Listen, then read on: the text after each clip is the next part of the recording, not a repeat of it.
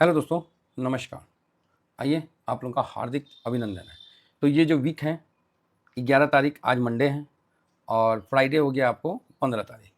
तो 15 तारीख को इंडिपेंडेंस डे है, ठीक है। तो ये चीज़ तो क्लियर है कि फ्राइडे को जब ये है तो मार्केट 4 दिन चलेगा। तो आप बोलोगे तो सर क्या मतलब? तो देखिए मतलब ये है कि मार्केट इस एक्सपायरी में उतना असर नहीं करेगा, लेकिन इसके बाद का जो एक्सपायरी है उसमें 1 दिन कम रहेगा।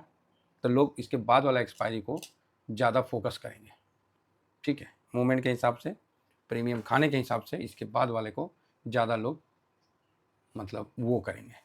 और एनएससी में देखना है तो एनएससी में भी देखिए 15 अगस्त को आपको छुट्टी है। चलो जी, ये तो क्लियर हो गया कि 11 से 15 के बीच में 15 तारीख को छुट्टी है।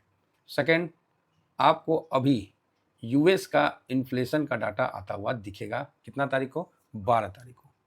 ये वीडियो मेरे को कल बनाना था, लेकिन कुछ थोड़ा सा दवा ववा खाना पड़ रहा ना सर, तो इसीलिए थोड़ा सा नींद ज़्यादा आ जा रहा है, सुस्ती भी लग रहा है, नींद भी आ जा रहा है। तो ये देखिए सीपीआई डाटा जो है उनका, तो ये 12 अगस्त को आने वाला, अर्थात कल। तो आप बोलिएगा कल कब आने वाला है? तो भैया कंज्यूमर प्राइस इंडेक्स कल हम लोग का मार्केट बंद होगा उसके बाद है ना, अनार में थोड़ी दे देगा वो लोग, तो वहाँ तो जब सवेरा होगा तभी। तो हम लोग का मार्केट बंद होगा उसके बाद उनका स्टैंडर्ड टाइम है, उस समय आ जाएगा। 2.8 का फोरकास्ट है, प्रीवियस 2.7 था कंज्यूमर प्राइस इंडेक्स। तो ठीक है, अभी ये वाला अगर मतलब गिर के आता है तब तो ट्रम्प और जंप मारेंगे, और ये अगर चढ़ के आ गया, क्योंकि अब आना चाहिए, अब चढ़ना चाहिए, क्योंकि सब जगह टैरिफ पूरी लागू हो रहा है इस मंथ या अगला मंथ तो कंफर्म है। अगर ये चढ़ के आता है तब तो भाई साहब ट्रम्प साहब की बत्ती बंद हो जाएगी और लोग उनका जबड़ा पकड़ लेंगे। अनएम्प्लॉयमेंट रेट का भी आएगा, लेकिन वो आया था तो कम आया था, तो इसलिए भी कई पंगा हुआ। तो ठीक है, अभी देखते हैं। तो इसके अलावा हमारा भी मार्केट सीपीआई डाटा जो है कंज्यूमर प्राइस इंडेक्स का डाटा दिखाएगा, ठीक है। बाकी जीडीपी तो 25 तारीख को है।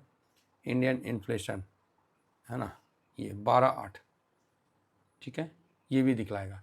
तो हमारा मार्केट का मैं बता देता हूँ कि हम लोग का इन्फ्लेशन बढ़ के आएगा। आप बोलिएगा सर आरबीआई बोला कि नहीं बढ़ेगा। हाँ, आरबीआई ना बोला, ठीक है, वो तो डाटा ना देख के बोलेगा, हम लोग तो ग्राउंड देख के बोलते हैं। भाई महंगाई तो बढ़ा है, वो भी मतलब जो जिस लेवल में उन लोग का जो नापने का पद्धति है ना वो बढ़ के है। तो अभी फोरकास्ट देखिए कितना का है, 2 पॉइंट, अच्छा 1.6 का, ये पॉसिबल नहीं है ना, ये पॉसिबल तो नहीं है। अभी कम से कम 2.5 से ऊपर आएगा, या 3 भी आ सकता है, 2.5 से ऊपर आएगा ऐसा मेरा अनुमान है। बाकी देखिए 2 मतलब प्रीवियस से बढ़ के आएगा, क्योंकि ये जुलाई का है, जुलाई में महंगाई बढ़ चुका था। तो ये 2 डाटा बहुत इंपॉर्टेंट है। बाकी जो डाटा है वो इस वीक नहीं आने वाले, इसके बाद वीक में आने वाले। तो आप बोलोगे हाँ ये ठीक है। तो अब न्यूज़ में सर क्या बताएं, ट्रम्प का टैरिफ का अपना वो भस्मासुर अपना भस्म करने के लिए अपना पता नहीं क्या क्या शुरू कर रखा है। तो इवेंट अभी तो टैरिफ से मतलब अभी हाई कोर्ट में भी सब चला गया इसके लिए, बोला ही बावला हो गया इसको। तो वही ट्रम्प साहब बोल रहे हैं, ट्रम्प बोल रहा है कि ये एक्चुअली आप लोग मुझे रोक रहे हो, 1929 का मंदी आ जाएगा, ये आ जाएगा, वो अब अपने पब्लिक को ही भस्म करने के लिए अपना विचार प्रकट कर रहे हैं, ठीक है। अभी जो कोई अपडेट वैसा तो नहीं है जो बहुत अच्छा हो। भारत टैरिफ समाचार हाईलाइट, पीएम मोदी राजनाथ ने टैरिफ को लेकर ट्रंप पर कटाक्ष किया।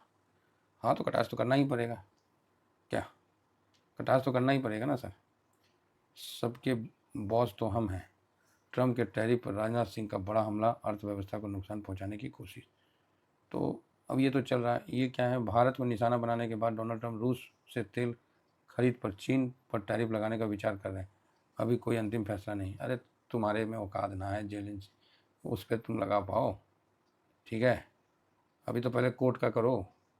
तो अभी तो कोर्ट से प्रेशराइज किया जा रहा है, देखा जाएगा, जो भी होगा अच्छा ही होगा, हमेशा यही मान के चलना है, जो भी होता है अच्छा होता है।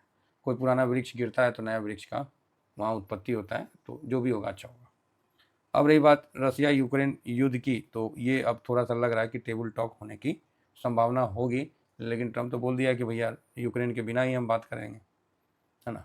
तो ये सब चीज़ बड़ा इंपॉर्टेंट है कि रूस यूक्रेन युद्ध को समाप्त करने के लिए भूमि अदला बदली होगी, देखें पूरा हस्ताक्षर के साथ।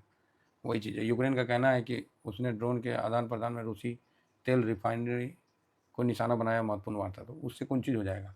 यूरोप सहयोगी ने चेतावनी दी कि यूक्रेन को शांति वार्ता में शामिल किया जाना चाहिए।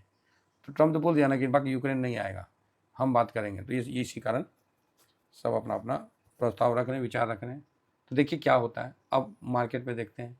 मार्केट पे जब देखते हैं तो मार्केट में यूएस का जो 10 ईयर बॉन्ड यील्ड है ना, वो भाई साहब नीचे आ रखा है 4.27 है, तो हाई पे लेकिन कंट्रोल में है। ब्रेंट भी देखिए 70 के नीचे है 66। और क्या चाहिए।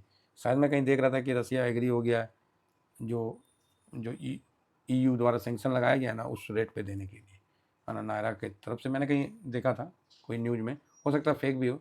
इतने न्यूज़ फेक होते हैं ना कि पता ही नहीं चलता है। मे भी अब यहाँ पर ही आप डॉलर इंडेक्स को देखिए, ये भी स्ट्रेंथ दिखाया था लेकिन अब स्ट्रेंथ नहीं दिखा पा रहा।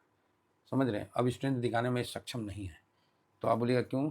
तो भाई देखिए, जनसंख्या के हिसाब से चाइना और भारत वर्ल्ड का सबसे बड़ा 2 देश है, और दोनों देश से आपका तू में है। आपका दोनों देश से ट्रेड में समानता नहीं है, तो स्वाभाविक तौर पे है कि कंजम्पशन कम होगा।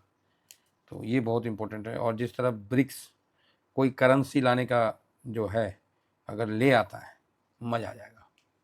अमेरिका का जो डॉलर है ना, और अमेरिका का जो है साख पे आ जाएगा, और हो सके तो अमेरिका का जो वर्चस्व है वो कम हो जाएगा। आज के टाइम में अमेरिका आइसोलेट हो रखा है, क्योंकि ऐसा कोई दोस्त नहीं है जिसको अमेरिका ने टैरिफ का खंजर नहीं मारा है। तो यहाँ होना तो यही चाहिए कि नई करेंसी आए और अमेरिका को मुंह तोड़ जवाब दिया जाए। हालांकि भारत इस चीज़ में उतना एक्टिव नहीं है, लेकिन भारत इसको बंद भी करने के पक्ष में नहीं है। भारत बस बोल रहा हाँ ठीक है, होना चाहिए, देश हित में है, होना चाहिए, और क्या। अभी आते हैं फॉरेन रिजर्व। फॉरेन रिजर्व में अभी भी भारत के पास 688 जो है, मतलब भारत ने बड़ा फास्ट कम किया अपना फॉरेन रिजर्व, 698 से 688 किया। तो देखना है कि 15 तारीख को इसमें फॉरेन रिजर्व में क्या चेंजिंग आता है। रही बात गोल्ड सिल्वर, ये तो आग लगाया हुआ है। जहाँ रूस यूक्रेन होगा भाई साहब, गिरेगा, ऐसा गिरेगा ना जिस तरह सिंगार का फूल सूरज की रोशनी लगते साथ अपना डाली को छोड़ के ज़मीन पर गिर जाता है, एकदम धड़ धड़ धड़ धड़, इसी तरह गोल्ड और सिल्वर भी गिरेगा। बस थोड़ा सा आपको पेशेंस के साथ चलना है। तो आशा करता हूँ कि मैं जो बताना चाह रहा हूँ वो आपको पूरे वीक के लिए बता दिया। आप बोलोगे सर गोल्ड सिल्वर पर फ्रेश ट्रेड बनता है या नहीं बनता है, तो मैं तो वही बात बोला ना भाई कि मतलब सूरज का रोशनी पैर पे पड़ा नहीं कि श्रृंगार का कैसे गिरता है एकदम खुशबू के साथ, उसी तरह गोल्ड सिल्वर इस जगह मतलब अब ये स्ट्रेच हो गया है, अब इससे ज़्यादा उम्मीद कम है। कहावत है ना कि मार्केट एक ऐसा सांचा है जहां आपको लगेगा कि बहुत हो गया सर, अब रिटर्न नहीं देगा। मार्केट एहसास करवाएगा कि रिटर्न क्या होता है, फिर और देगा। आप बोलोगे ओ हो बहुत हो गया बहुत हो गया, फिर बोलेगा अच्छा, फिर और देगा, फिर और देगा, फिर और देगा। जब सबको लगने लगेगा कि ओ हो यहाँ देखा पैसा बन रहा, लगाओ पैसा, जब सब पैसा लगाने लगेगा ऊपर से नीचे आ जाएगा। ठीक है, आप टीवीएसएम के साथ जुड़े हैं तो आप प्रॉफिट बुक करके थोड़ा पेशेंस के साथ बैठे हैं, या रूल नंबर 12 लगा के गोल्ड सिल्वर पर प्रॉफिट बुक कर रहे हैं। जो नए लोग हैं जिनको कुछ नहीं पता, वो तो जाकर इसी धड़ाक से खरीद ले रहे कि नहीं खरीद ले रहे, तो वही बात है। तो हम लोग को डिसिप्लिन से रखना है। गोल्ड सिल्वर में कोशिश करिए कि 40% से ज़्यादा जाने मत दीजिए, है ना। थोड़ा बर्दाश्त करिए, गोल्ड सिल्वर आपको जल्द ही अपने औकात में आने वाला है।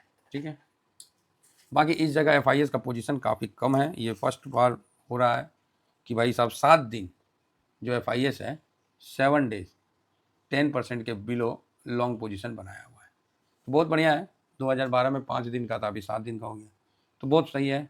तो ठीक है, ये इन्वेस्टमेंट के लिए सही जगह, सही समय और सब कुछ है। अब रही बात किसकी, तो PCR की। तो PCR क्या देखना है उसको कोई देख के, तो पुट कॉल रेशियो को तो देख के मतलब नहीं है, वो तो हर सेकंड बदल जाता है। पहले आप उसको देख के व्यू नहीं बना सकते। उसको देख के आप ये समझ सकते हो कि अच्छा ये चीज़ व्यू बन गया है, ये बना हुआ था, ऐसा समझ सकते हो। जैसे चार्ट को देख के आप आगे का व्यू क्या बनाओगे, ये चार्ट है, ये आगे का व्यू है। अब आप बोलोगे इसको तोड़ेगा तो ऊपर जाएगा, नहीं तो रेसिस्टेंट होकर नीचे आएगा, ठीक है ना, यही बोलोगे। अब इसको तोड़ेगा कि नहीं तोड़ेगा ये कौन बताएगा। तो आप बोलोगे सर PCR बता देगा, PCR भी सेम चीज़ यहाँ तक वो भी बताएगा, पोजीशन भी वो बताएगा। ठीक है, तो ये चीज़ समझने का है। तो ठीक है सर, कुल मिला के बहुत अच्छा है मार्केट। इतने दबाव में भी हम लोग का मार्केट नहीं टूट रहा है। हम लोग का रिटेलर बहुत एक्टिव काम किया है और बहुत सही इस बार भारत ने अपना स्ट्रेंथ दिखाया है। तो मैं सबको धन्यवाद देता हूँ। बाकी ये सर अपना टेलीग्राम है, TVSM स्विंग है, शॉर्ट स्विंग है, इसको जरूर दोनों को ज्वाइन कर लीजिए और ये अपना फ्री टेलीग्राम है।